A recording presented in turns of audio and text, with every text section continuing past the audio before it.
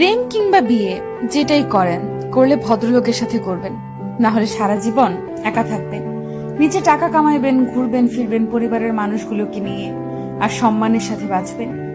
যে মানুষ কথায় কথায় তার মতের অমিল হলে অসম্মানজনক কথা বলা শুরু করে, গালি দেয়, ওইটাই তার আসল চরিত্র।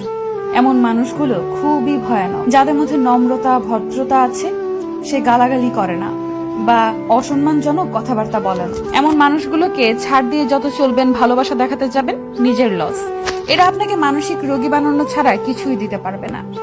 এমন সম্পর্ক থেকে যত তাড়াতাড়ি সম্ভব বের হয়ে আসা উচিত। কেউ কারো জন্য মরে না। জীবন নষ্ট করার জন্য একজন অযোগ্য লোককে নিজের জীবনে জায়গা দেওয়াই যথেষ্ট। বারবার নিজের অসম্মান হজম করে নিজেকে না মেরে একেবারে এমন অসুস্থ সম্পর্ক শেষ করে নিজেকে মুক্তি দিয়ে দেখেন, আপনার জীবনে উন্নতি হবেই। একজন সাপোর্টিভ সঙ্গী পাওয়া ভাগ্যের ব্যাপার। যে মানুষের মাঝে ভদ্রতা আছে, তারা তাদের দায়িত্ববোধ সম্পর্কে জানে। তারা অন্যের জীবন